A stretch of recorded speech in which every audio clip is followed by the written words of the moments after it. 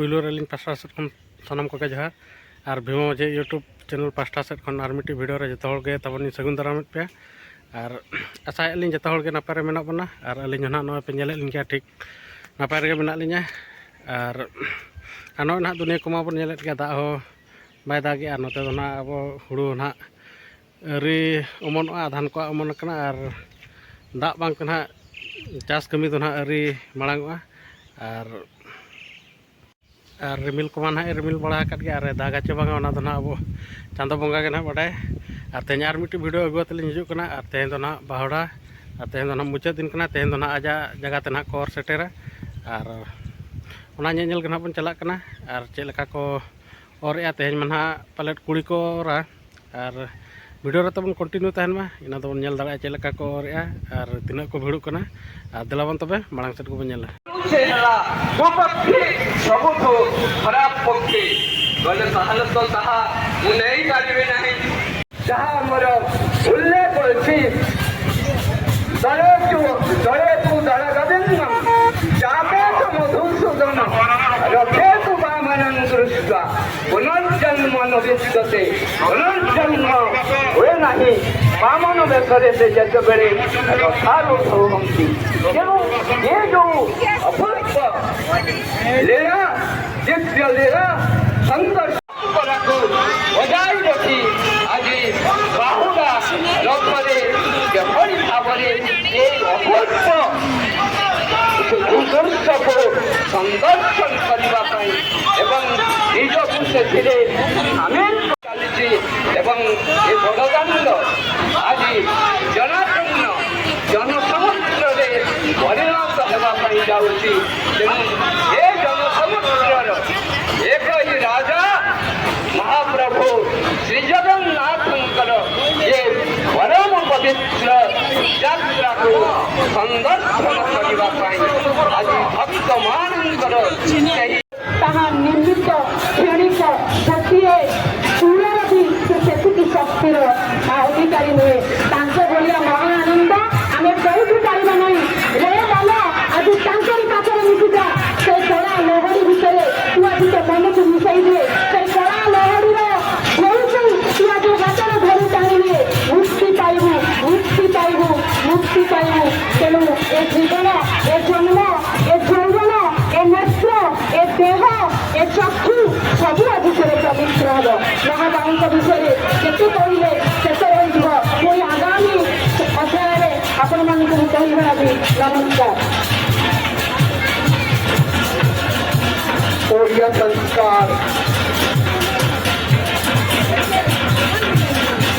संस्कार के प्रतीक है श्री जगन्नाथ। ओडिया संस्कार ओडिशा का संस्कृति का प्रतीक है श्री जगन्नाथ।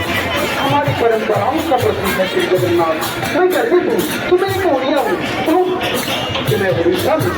यहाँ श्री जगन्नाथ धाम है, यहाँ पर बड़ो दांगो है, यहाँ पर देवी सुभद्रा है, यहाँ पर भगवान बलभद्र है, यहाँ पर माता लक्ष्मी भी है, यहाँ पर गुंडीचा माली भी है और सब की लीला वाह क्या बात है एकदम से।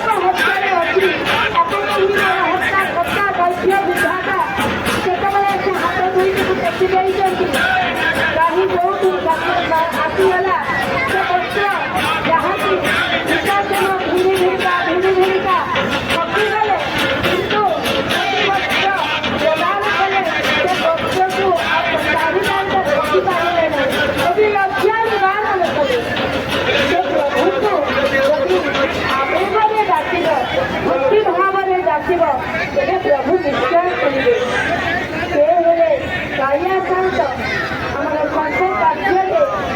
सर्वमंगल श्री जगन्नाथ विश्वास करो जगन्नाथ को गाद नहीं शुभ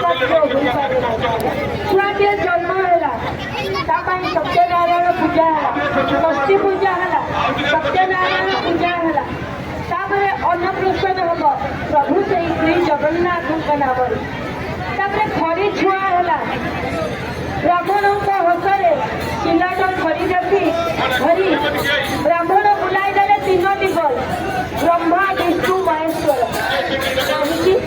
सृष्टिकर्ता पालनकर्ता संहारकर्ता जो गुरु को आम देवत्वर आसन में बसाइचे से गुरु होती गुरु ब्रह्मा गुरु विष्णु गुरुदेव महेश्वर गुरु से पाखरे थी बरगछर ओहर बांधिदेला कहला ये पथर कि पथर नहीं क्षीर गुड़ा ओजाड़ी देला दिन जाइए ठीक देखला बेलू से पथर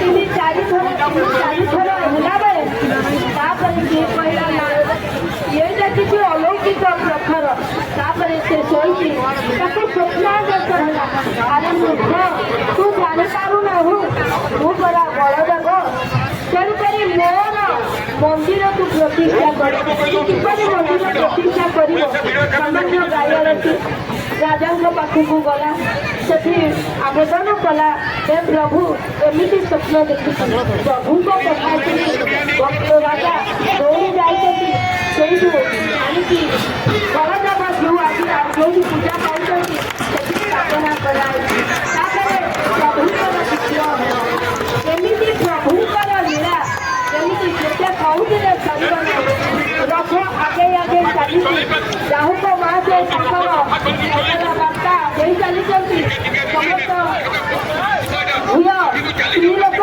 रथ को भिड़ी भिड़ी नौकती प्रभु जो आज आप रत्न बेटी आसी जन्म बेटी को पुणी बाहुरी जाऊँगी रत्न बेटी को शिक्षा दौरान प्रभु एमती आसव तुम जीवन एमती आम कर्म करके पुणी फेरी निज स्थल को कहीं रही नहीं रे नहीं भवरंग भूमि तले सदे निज निज अभिनय सारी बाहुरी काल बड़े कालर हाथ में समस्ते आम बसा कालर नियम आम कौन कार्य करवा ना आज प्रभुकर परिपयन कोटि कोटि प्रणाम जनाऊँगी आज अगणित भक्त को राजमपुर वासी को यही धारा विवरण पक्ष समस्त प्रभु समस्त को धन्यवाद जय जगन्नाथ स्वामी की बलभद्र महाराज की माता सुभद्रा की चक्रराज सुदर्शन की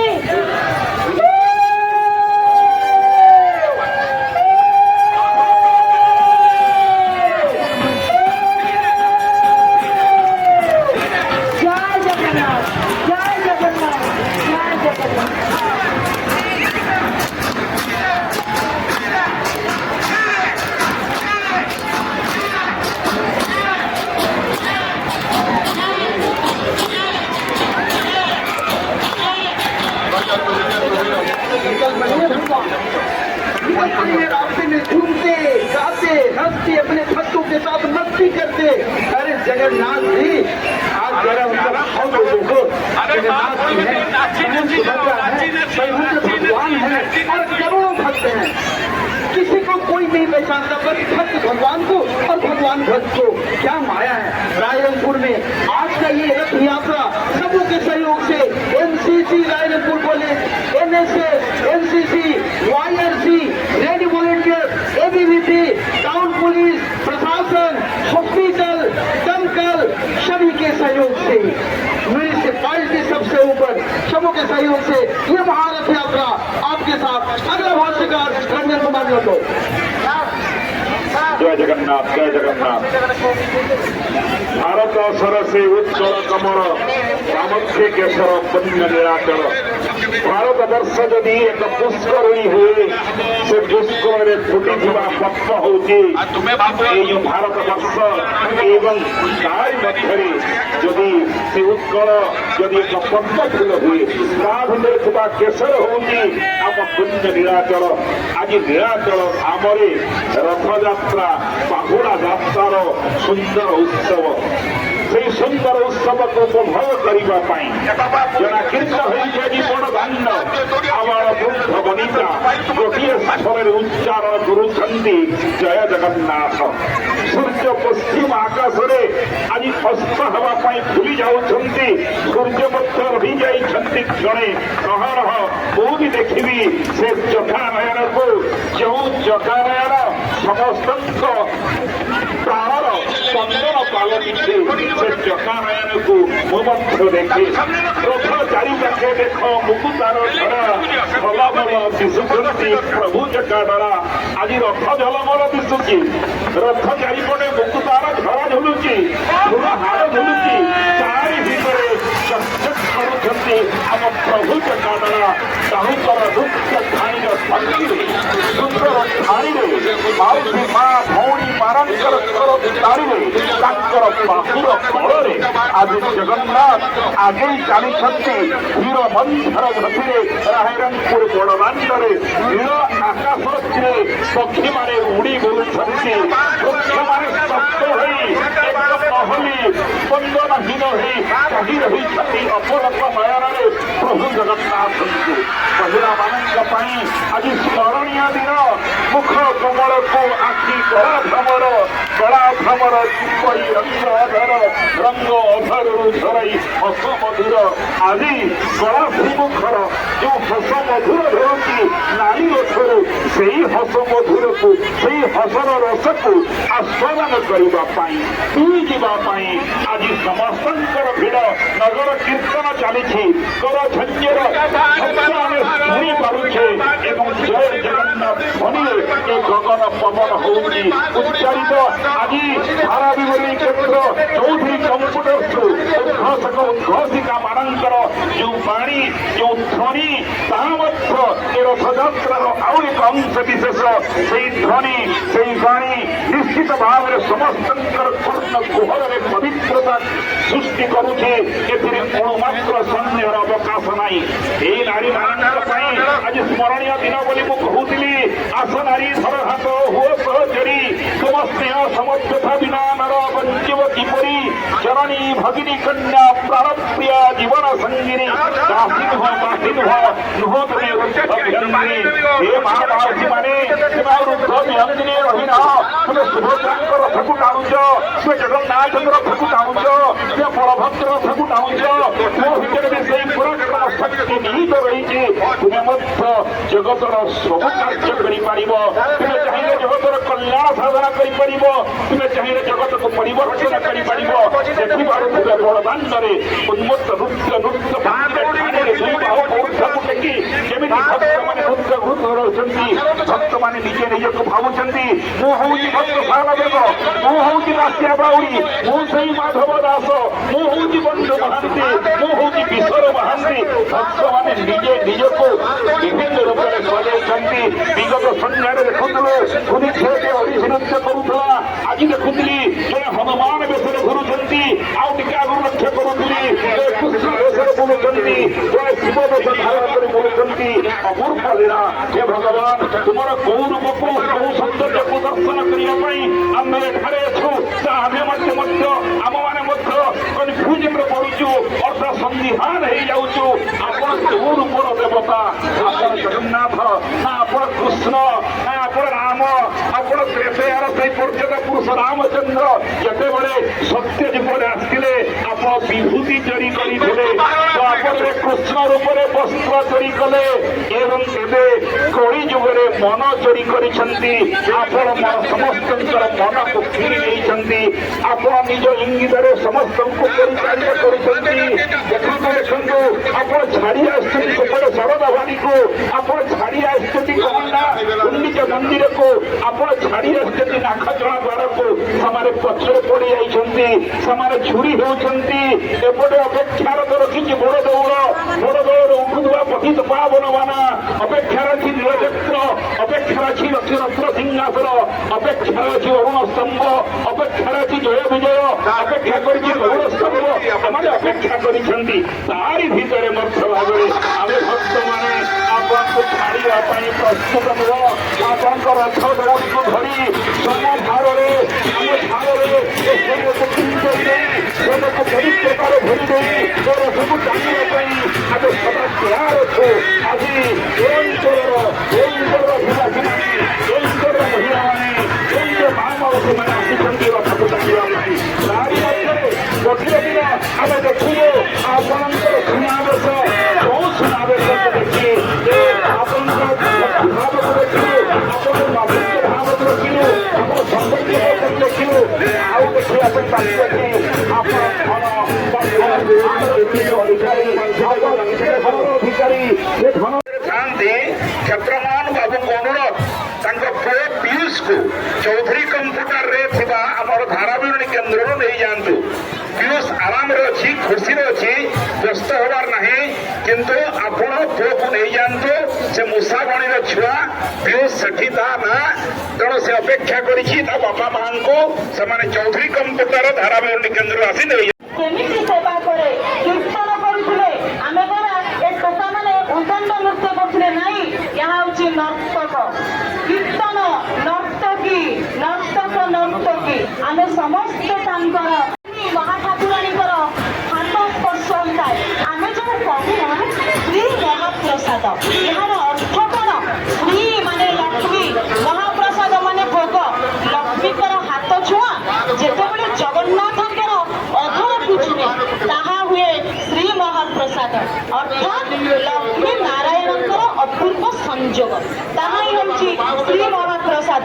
ଏହି ଶ୍ରୀ ମହାପ୍ରସାଦକୁ ଯେତେବେଳେ ବାହାଘରରେ ଆମର ନିର୍ବନ୍ଧ ଆକାରରେ ସ୍ୱୀକୃତି ଲାଭ କରାଯାଏ, ମହାପ୍ରସାଦ ନିର୍ବନ୍ଧ ହୁଏ, ବାହାଘର ହୁଏ ଏବଂ ତାପରେ ସେହି ମହାପ୍ରସାଦକୁ ଆମେ ମୃତ୍ୟୁ ବେଳେ ଏକାଦଶାହ ବେଳେ ମଧ୍ୟ ଆମେ ତାକୁ ଲାଭ କରିଥାଉ।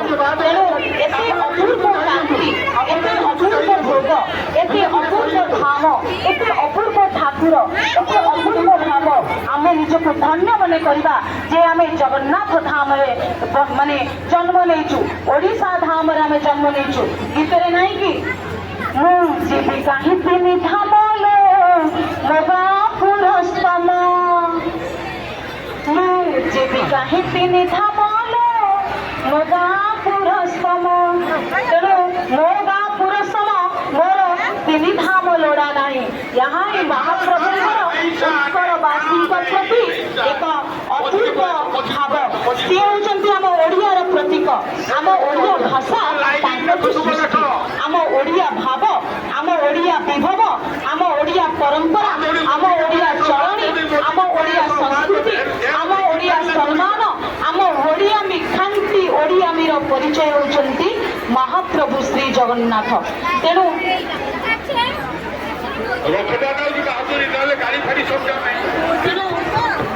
ଏଇଠି ସମାପ୍ତ କରିବି ମୋର କଥାକୁ। ପୁଣି ଆର ବର୍ଷକୁ ଆମେ ଅପେକ୍ଷା କରିବା ସମସ୍ତେ। କାଲି ମହାପ୍ରଭୁଙ୍କର ଅପୂର୍ବ ସୁନାବେଶକୁ ଦେଖିବା, ଆଖି ପବିତ୍ର କରିବା ଏବଂ ନୀଳାଦ୍ରି ବିଜେ ମହାପ୍ରଭୁ ହେବେ। ସେଠି ଲକ୍ଷ୍ମୀନାରାୟଣଙ୍କର ବଳି ହେବ।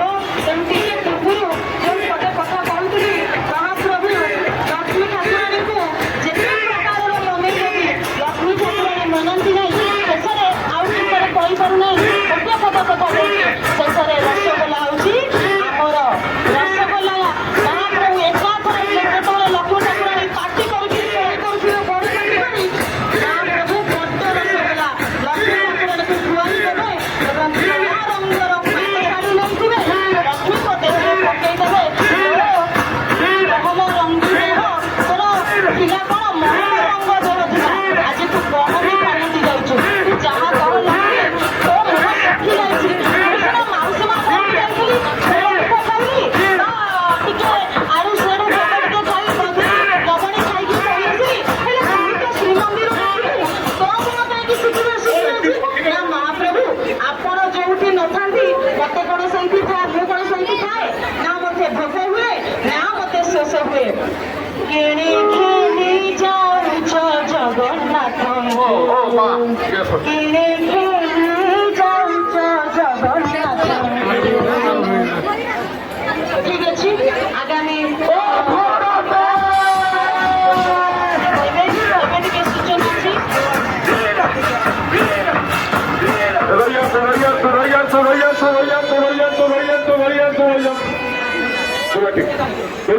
বিশেষ